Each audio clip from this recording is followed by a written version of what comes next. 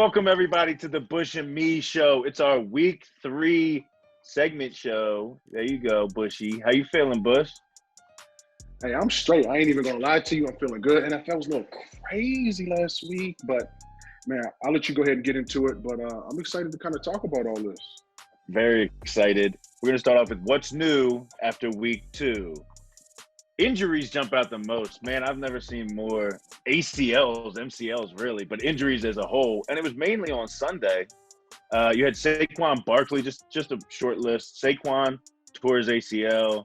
That's McCaffrey, a blower. I mean, for fantasy, next up, McCaffrey with the ankle injury out 4 to 6 weeks. That's pick 1 and 2 in fantasy right there. That's their whole. That's the Carolina Panthers.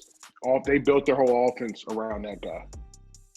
You go to Denver and you got Drew Lock hurt his shoulder, but they look pretty good out there with Jeff Driscoll. They did, but you know who? Driscoll came in there. The opposing team, look, they didn't have no film on it. They didn't know what Driscoll was going to do.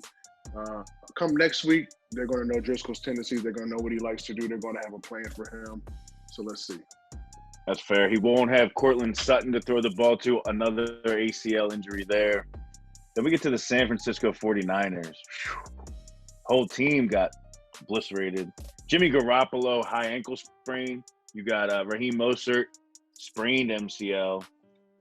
Nick Bosa, you go to the defensive line. This was in 3 different plays. Boom, boom, boom. Nick Bosa and Solomon Thomas torn ACLs.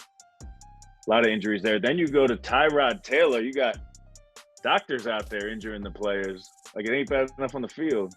Lawsuit. We got a lawsuit there. So a lot of injuries. We did talk about this, if you guys remember, in our preview show of the whole season. Plus, back in COVID, when it was like April, May, June, when we had like Mark Ingram and Javon Armstead on, we were talking to everybody. Teron Armstead. Teron Armstead. We're gonna find out who has been working out and who's been eating. Remember we were talking about that? And we said the one when Ja was on, we talked about the one thing that's going to worry us is injuries coming up because there's no preseason. Well, that's got to have a big effect on it. To me, it's like, yeah, there was no OTAs, there's no mini camp, there's no team training, so guys are pretty much doing everything on their own. And then you get into training camp, and it's an abbreviated training camp because when the guys first came back, what did they have to do? They were in workouts with the team, but kind of not with the whole team. They would go in at certain times. So it's like, even though training camp is a beast and can wear on your body a lot, I think training camp is necessary. I can say that now that I'm retired off the league, but if you would have asked me 4, 5, 6, 7, 8 years ago, I'd have been like, man, let's cut training camp and have no preseason games. But to me, I feel like the lack of team activities, I feel like, I'm going to say this, as a once veteran in this league that played for a long time, the lack of no preseason games is the reason that these guys, especially a lot of key guys that are getting hurt, a lot of difference makers on their teams are getting hurt. And why is that happening? You have no preseason games. Now, I think it is a bit overkill when you're talking about 4 preseason games, but if you take it to 2, but let's go back to the 4. If you have 1, your starters at least get to get out there. They get to feel the game a little bit, get their body used to playing full contact football, high speed, 100%. So then the next game, you get to do a little bit more rest, The 4th game, you're done. Now you get to recover. Now these guys are just going straight from training camp. And the first time they hit another person is week 1. So do their bodies have enough time to recover? I really think there's some kind of correlation between those two. Absolutely. Now we get to see the flip side of it. No preseason, so your depth on your team has less reps and less experience. So you're throwing in more guys that don't have as much contact, their body's not used to it, like you said, or don't even have that much experience. So we're gonna see coming up this week how that translates.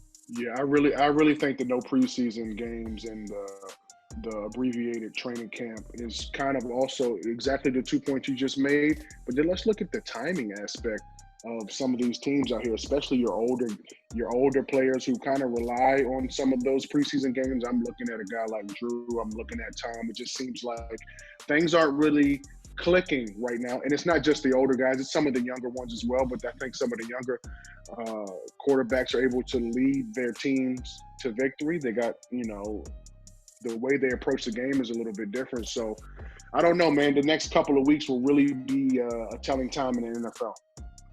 There were some good things in week 2, though. We saw the Cowboys go down 20-0 after the first quarter, come back and win 40-39.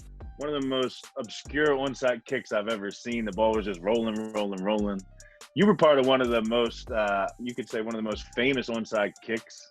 Super Bowl 40. The most famous onside kick. Ambush kicked by what'd you think about that one? Which one? The Dallas one. I thought it was a lack of preparation by the Atlanta Falcons. I think it was a lack of focus. Dallas is the only team that needed the ball to go 10 yards. Atlanta could have jumped on it at any point in time. There were guys looking around. They were around the ball. They just didn't jump on it. That's the opportunity you take. You don't wait for Dallas to have the opportunity to jump on the damn ball. You get on the ball. You pretty much that play right there lost you the game. But it's just in true Falcons form that they would blow a big lead. It's not the first time that they've done it, and now they do it again. That's the Atlanta Falcons for you. Any opportunity you get to jump on the Falcons, you take it, huh? Got to. It looked like nobody wanted to be that Hank Basket out there like an ambush for you. Everybody just waiting. Yeah, but at least you give it a shot. At least you give it a try. At least you don't have a lack of focus. I know the special teams coordinator had to get an earful from the head coach. Of course. Get an earful. And every single player that was out there had to get an earful as well, because it's the NFL, man. These games early on, especially against a team like Dallas that is in your conference, so you might potentially need that win later on down the road if you're trying to make a playoff run. It was just a very unfortunate event because Atlanta Falcons did look good offensively in that game, and they should have came away with the win, but they didn't. No, they did not. Team that did come away with the win, the Chiefs, had a little scare there for a while, came back and beat the Chargers on a last-second field goal. I think they were looking ahead to the Ravens on Monday night. That'll be a good matchup coming up. Another great game was the Sunday night game. The Seahawks held off Cam. I don't know about that play call at the end, but the Seahawks got the win there, 35-30. So a couple great games out there. Something disappointing, though, that jumps out to me after 2 weeks is this NFC South. The NFC South, we said, was going to be the most dominant division in the NFL. You had Brady coming in. You got Breeze. You got the Falcons rebuilt. They're 2-6 combined, and their 2 wins are in the conference. So really, they're 0-4 playing against other teams outside the conference. What do you think about all of that? Being an NFC South guy. It's a little bit of a letdown because I was definitely very high on the NFC South. I thought they were literally going to come out the blocks and tear it up, especially on the offensive side of the ball. I think they've been okay on certain parts of the, when it comes to the defensive side of the ball. But I was just thinking to myself, that's going to be must-see TV anytime the NFC South, any one of those teams on TV. Now, I will go back and say I think the Falcons are hitting on all cylinders right now. But I do want to give Brady in Tampa Bay and Breeze in New Orleans another week just to see how their timing issues go down, just to see if they can get all on the same page, just to see if they can start to light it up down the field like they're used to doing, or is their age catching up to them? I don't think that's really the case, but I think you have to give it another couple weeks. Fair said. How about this? A stat for you. I saw this posted the other day. In 2 games, Drew Brees has thrown the ball 68 times. Of those 68 times, 7 of those have traveled more than 10 yards down the field. And of those 7, only 2 have been completed. So 2 completions over 10 yards for Drew Brees. Do you think Drew's going to be competitive in this league? I said give him – I listened to I believe it was Mike Triplett from down there in New Orleans did ask Drew the same question. Do you feel like your play is declining? You were getting a little bit older. And he laughed it off like, listen, man, he laughed it off because I really feel like this week coming up is a big week. The Packers are coming into town. They better find a way to get it together. Drew, Emmanuel Sanders, get on the same page. Drew, Jared Cook, everybody get on the same page. Traquan Smith, you're probably going to have to step up again because I can't see Michael Thomas coming back, dealing with that high ankle sprain right now. So I just feel like I'm going to wait. I'm going to wait on it a little bit. I'm not going to write Drew off. I'll never write him off. But I'm just going to say I'm going to give him a little bit more time. You know, I just feel like some of the throws look off. That's not how Drew does business on the football field. So let's give them another week. I think they have to step up big time. They have another NFC opponent coming up this week, and they don't want to drop this. Have to win those outside the division games because it's going to get tough inside the division, especially heading down in the later weeks. Yeah. Well, it was an exciting week in football. We're back in action. Unless you are a Jets, Eagles, or Vikings fan, we're sorry about that. Teams don't look too promising this year, but no, they don't. There's always next week if you're a Jets fan. Put on to the next segment. Bush's Big Ballers. Who you got this week? This week right here, man, I got two 2-0 teams. They're going to face off this week. The Bills are on the roll, and the Rams are on the roll. But here's a little bit of this. This is the question mark I have. The Bills' 2 victories are against a struggling New York Jets team and a struggling Miami Dolphins team. The level of competition has been a little bit of a concern, but it's early in the season with this matchup. But in this matchup, this is what I'm looking for. The Bills, of course, I feel like I talk about it every week, but it's a big deal because you have to game plan for Aaron Donald every week. The Rams are coming into town, Buffalo. So what are we going to do? But the Rams' run defense has struggled a little bit. I think it's important for the run offense of the Bills that hasn't been too great, to be honest with you. Josh Allen makes up a third of their total offense rushing attack. Last week in Miami, Deion Dawkins and the rest of the O-line buddies with Buffalo did a really great job of protecting the pocket for Allen so he could sit back there and sling it. But they're going to have to establish a run game because the Rams have not been looking that great on their run defense. It hasn't been looking that great. I think they need to find a way to really take some of the pressure off of Josh Allen running. He did have a beautiful stiff arm on Kyle Van Noy last week. But you don't want to see your quarterback in these situations. You know, I feel like I'm a knock on wood, but I feel like it's a moment in time. You don't want to have your guy acting like a running back all the time. So I think that's going to be very important. The Bills have a great 3-headed monster and wide receiver in Diggs, Brown, and Beasley. But it's going to be up to the interior line men of the Buffalo Bills to stick to their Aaron Donald plan. There's going to be an Aaron Donald plan.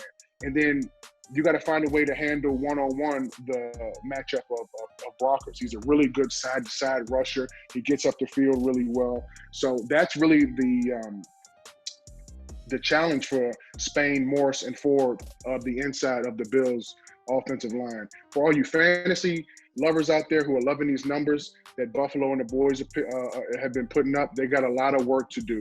But the work doesn't stop there, though.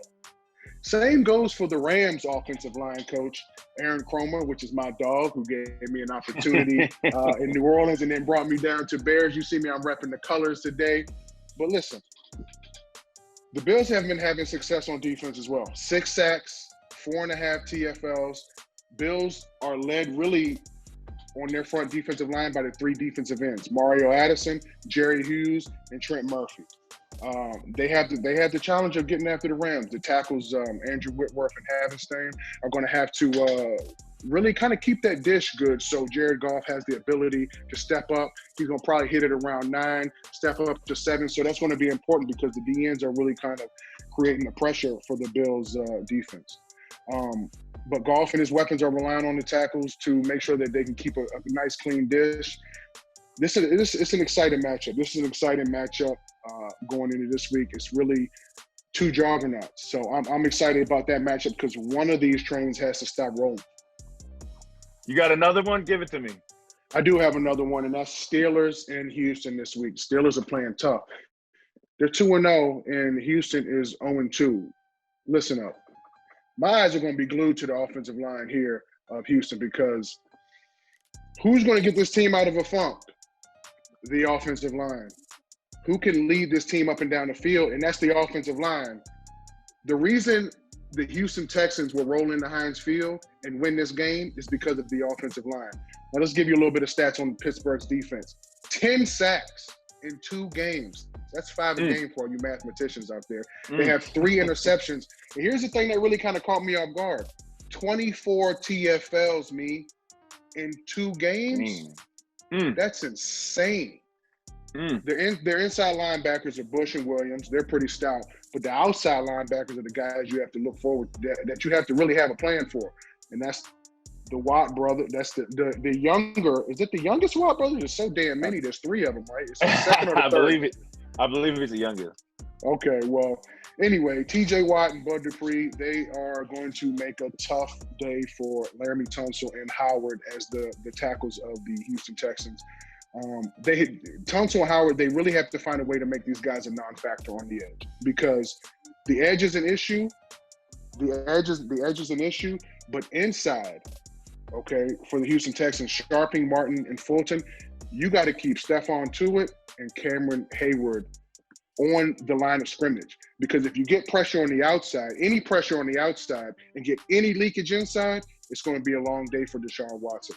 David Johnson has 111 yards through 2 games. That is not good.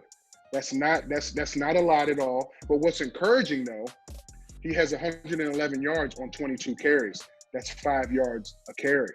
Start early in the run game to take some pressure off these guys. Get the Pittsburgh Steelers guessing a little bit. All right, Deshaun Watson hasn't really been all that impressive in 2020. He has a QBR of 50. Through 2 games, he's been sacked 8 times. The Pittsburgh defense has to feel really good about this matchup, because Pittsburgh loves to send the heat, but it worries me a little bit. Pittsburgh has 10 sacks. Deshaun Watson has taken 8 sacks. What's going to give? Who's going to give? I think the Houston Texans O-line needs to find a way to really step up in this game. So, with that being said, those are my 2 Bush's Big Baller matchups right there. I'm excited about both of these games. You're talking about the Rams and the Bills, and I'm talking about the Steelers in Houston. Love it. I love the insight. Love what you said about David Johnson, because that's who they traded D-Hop away for, and he's coming in getting 22 carries. D-Hop's out in Arizona with 22 catches already. I mean, come on, man. Like, let's go. Run this guy early, man. Like, take some goddamn pressure away from the offensive line. Don't sit back here and let Deshaun Watson hold the ball, because he tends to hold the ball a little bit. This is not the week for that. Give him the ball and help out those fantasy owners. Yes. Speaking of fantasy. We had a big week in week 2 for me's fantasy sleepers. Jonathan Taylor came out 100 yards and a touchdown to lead that win for the Colts. Great value there, because he wasn't even the starter at the beginning of the season. So if you took him, you were very happy. And Hayden Hurst was like a diamond in the rough. Came out of there 7 catches, a 42-yard touchdown. So if you took Hayden Hurst, you took a shot with me on Hurst, you got a big win there. That's hitting 2 home runs. We did have Emmanuel Sanders Monday night, who didn't pan out the way we thought he would. But, you know, if you pick my first 2 guys, you didn't need him on Monday night. And, of course, I had Tyrod, where only the doctor could hurt me there, because that would have been perfectly set up for him. The way that game played out, if they had Tyrod in that game, I don't think the Chiefs would have been able to come back. So we missed out on Tyrod, but 2 home runs with Jonathan Taylor and Hayden Hurst. So we're coming strong again this week. We're heading in the right direction. I'm going to give you my 4 sleepers for week 3. Give it to me. QB. We're going to start off with a guy who has yet to throw an interception. But not a lot of people take him when it comes to fantasy. You know him. His name is Ryan Tannehill. Tennessee Titans, they're playing the Vikings this week. The over-under is 49, which is high for a Titans game. So they're thinking this is going to be a shootout. Your boy, Tannehill, has thrown 2 touchdowns in 9 straight regular season games. So you got to look again for at least 2 there. That's great value for looking down for it. Vikings defense hasn't really lived up to all the hype out there. So I think there's great value here. Take Ryan Tannehill if you need a quarterback. Running back, I'm going to L.A. Austin Eckler. He's progressing nicely throughout the season. So far, short season, but 84 yards week 1, 93 yards week 2. We're looking for over 100 against this weak Panthers defense in week 3. Over-under's 44, so it's a little low there. We don't like to do that in fantasy. We always say that. We want to see a high-scoring game. But I think he'll get the rock enough to get some yards. We're going to get him over 100 yards, and we're taking value here. So Austin Eckler's your sleeper at running back. Wide receiver, I'm going out on a limb here, and his name is Lamb. So maybe you say I'm going out on a lamb here. CeeDee Lamb. CeeDee Lamb with the Dallas Cowboys. He's got 11 catches for 165 yards in 2 games. Not the best if you're looking for fantasy, but I think this is going to be his breakout game. Now, you might say, hey, they're playing Seattle. They got a tough defense. Don't forget, Seattle is 2-0, but they've given up 55 points in 2 games. Over-under in this game against the Cowboys, 56, the highest on the board. They're looking for points. I think with that whole receiving core they have there, they're going to lean towards Cooper a little bit, maybe Gallup. It's going to free up some things. I think there's a big breakout game for CeeDee Lamb, so take a sleeper there. We all know about his great hands already from the draft with his Give me that. Always got to slide that in there. Yes. Moving to tight end. If you need some value here, I'm going to New York. A guy who was touted very highly at the beginning of the season who hasn't come through yet this year. I think this is going to be his breakout week. His name's Evan Ingram from the New York Giants. He's got 8 catches, 72 yards in 2 games. Not the best for fantasy if you're looking for that. This is going to be his week as well to jump up. They're missing Barkley. They're playing a banged-up 49ers defense. I think there's great value here. Look for Evan Ingram to step up for you at tight end. So just to recap, Me's fantasy sleepers for this week, they're going to be big ones, so follow them. Ready? Tannehill at QB, Austin Eckler at running back. We got CeeDee Lamb, which is probably my favorite of the week at wide receiver. Tight end, Evan Ingram. Let's go, baby. Week 3, fantasy. Fantasy. Man, they done got me back on fantasy as well, man. So I might have to. I'm gonna listen to those picks. I might have to shuffle the deck up a little bit. Shuffle them in. And if you're doing DraftKings out there, this adds great value because you don't have the same team every week. You can just go and get somebody who's undervalued. Boom, and they're gonna get you some points. Mm-hmm. Moving on to our picks. The segment you guys all want to see from Bush again. Bush was more successful this last year. This year, you were 3-0 on Sunday.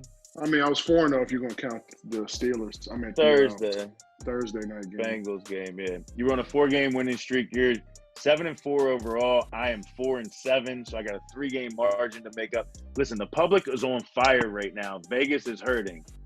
What is it? Bet Online said on Sunday that it was the most profitable day for their players in the history of the company. Wow. Yeah, all the players are winning money. So Vegas is letting you borrow that money right now, but they're expecting you to come give it back to them. I think this is the week it's going to happen. Last week, the only underdog to win outright was the Rams over the Eagles, which was, of course, one of your games in our head-to-head matchup. The over. So people tend to bet the over because they like to see the points. They don't like to root for a low-scoring game. The over is 20-12, which is the highest since 1985. Usually the public bets the over, like I said. So my whole tactic this week, I'm going to fade the public again like I always love to. And I think this is where it starts in. But you go first, Bush. Give us your first pick. Well, the last game I talked about was the Steelers and Texans, right? I'm taking the Steelers over the Texans. I don't think the Houston Texans are ready for the Pittsburgh defense. Big Ben is back. Juju's back. He looks like he's rejuvenated because he has his quarterback back. He had an off year last year, so I feel like he's putting those numbers back up. He's smiling a lot more, but I think Pittsburgh's defense is honestly just going to be too much for Deshaun Watson and the Texans. The Steelers will bring heat. They will not just rush 4 or 5 up front. They will bring people from all over the field, so you have no clue who's going to be trying to put the heat on Deshaun Watson. They're not going to sit back there and let him throw the ball all over the field. Like I said a little earlier, he does tend to hold the ball a little bit. This is not the week to do that. I said it. Just going back to Bush's big ballers, Pittsburgh has 10 sacks. Deshaun Watson has been sacked 8 times. You're talking 2 games. But I do think it's very important that the Steelers have a pretty good run plan going into this game. They're going to have to wear J.J. Watt and the Texans down. Wear their front 7 down. They do a really good job with the duo play, so they try to get a couple of double teams on the Texans defenders. No pullers in this. You just let the running back be patient, use your eyes, and once you see the hole, hit the hole and go. I think it's going to be too much for the Texans. Texans are going to fall 0-3 this week. I see what you did there. Juju's rejuvenated. I like it. I like it. He's rejuvenated. All right. So I got three solid picks that I like. Give me your first one. I will, but my combined records of these three teams, just to let you know how much of a limb I'm going out on this week. 1-5. All three teams combined record of 1-5 this week. So I'm gonna give you the first one. The 0-2 Minnesota Vikings. They're at home, which I don't know how much that weight that holds nowadays, but they are at home against the 2-0 Tennessee Titans. Vegas put this line at 2.5, so it's less than a field goal for a 2-0 team versus an 0-2 team. I said this before, the over-under in this game is 49, which is high for a Titans game. So if you thought this game was going to be structured in a way that Vegas thought Tennessee was going to win, I think they would think it was more low-scoring in the 41-42. So you got 7 more points there. To top it off, Tennessee's 1-5 against the spread the last 6 times they played the Vikings. I like those numbers. 75% of the public is on the Titans right now, and that's probably going to go up as we get closer to game time. And not to mention, Tennessee's 0-2 this year against the spread. They might be 2-0, but they haven't covered a spread yet. I'm riding the trends. I'm taking the Vikings and the 2.5.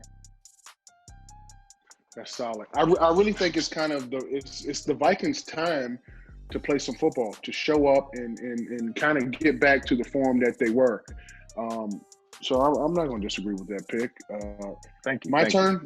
Yeah, You're up. I think it's solid, man. Kirk Cousins needs to redeem himself now. You know what I'm saying? But pick number 2's up. Can you guess who I'm going with just based on the color of my shirt? Huh?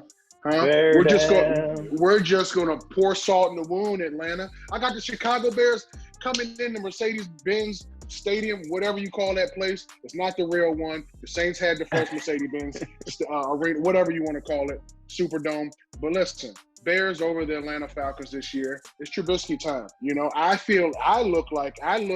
I see him, I feel like he's managing the game a little bit better. He only has 2 interceptions through 2 games. He doesn't have the yards, but he looks a little bit more accurate. I think he's taking care of the ball more. He's relying on the run game a little bit more because they're getting 4.7 a rush. Rely on that run game. Rely on that defense that's led by Khalil Mack. And now you got the Quinn train rolling. Robert Quinn is back. He had a sack fumble. The Bears secondary has been solid. Kind of going back to last year, they still look pretty good again this year. I think the Bears over Atlanta, it's going to be a tough matchup with the weapons that they have on the outside, but I think they should be able to get the pressure from Akeem Hicks up the middle. It creates some pressure on the outside. Khalil Mack, he kind of needs his coming out party as well. Now you got his buddy Robert Quinn back there. The Bears are going to lose. The Bears are going to go into Atlanta and beat these guys this week. I got the Bears over Atlanta. Bear down. Underdog too. Bear down. Yeah, they are. Underdogs too. They're getting 3.5 in that game, so you're taking the points. Mm-hmm. My number 2, I looked at this one like 3 or 4 times. I didn't know if I wanted to take it. They're banged up right now. They're limping into this game. But the more I looked at it, I think 6 points just isn't enough for the Denver Broncos against the Tampa Bay Buccaneers. I think when you first look at this game, Drew Lock's out. Cortland Sutton's out. You got no Von Miller, no Phillip Lindsay. I think this game should be closer to 10 points, at least double digits. But Vegas put it at 6. You got Jeff Driscoll. They just signed Blake Bortles. You're going to need production from somewhere. And everyone's on Tom Brady, right? This has been Tom Brady's year. Yeah, he lost against the Saints. Last week came out hot against the Panthers. But I don't think they look great for a whole 60 minutes yet. Right. So I'm taking Denver here. I think some guys are going to step up. Jerry Jeudy, it's your time to step up. You're a rookie. Noah Fant looked good last week, the tight end. I think he's going to be consistent again. Give you some numbers here. 91%. This is one of the highest numbers I've ever seen. 91% of the public are on these Bucs this week. They're a public favorite, and we're fading the public this week. Not to mention Denver's 4-1 against the spread their last 5 home games. So let's go with the Denver Broncos and the 6 over the Bucs. Okay. Okay, I'm feeling that one. I'm feeling that one. You ready for game 3? Are you ready for Give me game game 3? 3. You know Give it's it to me. bounce back time, baby. You know what time it is. Hold up. Hold up. Uh-oh. This is a family show. When was the last time they were? Oh, When have God. they Oh, lost 2 in a God. row? Huh? Hey, you going Two in a row. You going Lee Corso on me? You brought the helmet, Yeah, the mascot. I did. They have not lost 2 in a row in a long time. And I do not see Drew Brees, Sean Payton, and then Bayou boys going into that Superdome, even though the Green Bay Packers look tough. Aaron Rodgers is playing motivated. The run game is strong. The defense looks good. Damn, I kind of made it seem like the Packers might win, but no, I still do like the Saints in this game because I do feel like they're going to bounce back from this. I feel Drew's going to put in the extra work. He's going to get tight with Emmanuel Sanders. Their chemistry has to come together. It might take another couple games, but Drew, you got to find him this week. Jared Cook, you got to find him this week. Traquan Smith, step up again. We got to find you again this week. The defense, Cam Jordan, there was not a lot of pressure on Carr late in that game. Trey Henderson came in, played well. We're going to need a lot more pressure out of him. I don't know if we're going to get Marcus Davenport back down in New Orleans, but Demario Davis and the rest of that defense, the defense is stacked, man. The secondary is good. Dennis Allen on the defensive side of the ball is going to call a much better game this year, this week. I'm excited about the matchup. It's Drew Brees, it's Aaron Rodgers. You got Aaron Rodgers who's playing motivated, I feel like, and you got a Drew Brees who's everybody's questioning if he can make it through a whole season, if Father Time has caught up with him. I don't think it has. So I think they're going to get back to form. They're going to shock some people. I think a lot of people are going to take the Packers, but I'm going to go with the Saints on this one. You're right. 72% of the public are on the Packers because they're getting 3 points. 2-0 team against a team that didn't look that great on Monday night. I'd have to agree with you on that one. I would lean the Saints as well. But it does worry me a little bit. The Monday night from the West Coast, going back home. How's the recovery? How's the rest going to be? I'm worried about that a little bit, but they got to find a way to get it done. Sorry. Well, I'm going to go a little other way with that trend. I'm going to take the team that won Monday night that's on the West Coast that's coming to the far East Coast. The Raiders look great. Look, they're 2-0. I love Gruden as a coach. He's won everywhere he went. He's kind of responsible for that Super Bowl he played in 2002 for both teams that were there because he grew the Raiders and then he, came in and made the tweaks that the Bucs needed. I'm a big believer of Gruden. I'm just fading the Raiders this week. I think they're coming off a high. They're coming off a short week. This actual game right here, which is the New England Patriots and the Las Vegas Raiders, falls into a system that I have that's 63% hit rate over the last 5 years. So I'm going with the Patriots and the 6 points. Like I said, I like Gruden, but I'm fading him this week. The Raiders are up and coming. I like the way they're playing. I just don't trust Derek Carr either coming off. I mean, he played great in that second half. I saw you wrote on Twitter, keep holding the ball again so we can come back. But he did play great. And I think he's going to come in there kind of high, kind of cocky, and Bill Belichick's going to have something lined up for him. Not to mention, the Patriots are 11-5-1 versus the Raiders at home all time. And they've never lost to the Raiders in Gillette Stadium. The last picture I remember of Gruden being in Gillette Stadium on the Raiders sideline is the old tuck rule game. That started the Patriots dynasty. So I don't think it's going to be that close. I think the Patriots are going to handle them here. I think the Raiders are going to be on a hangover from beating the Saints. That was kind of their Super Bowl for right now. I'm taking the Patriots in the 6 points, but I think they're going to win by double digits here. They're going to up and down the field with them. Cam's on a one-year audition, and he's got something to prove. He really does. He threw the ball really well last week. It was impressive to see. That's going to be a great matchup.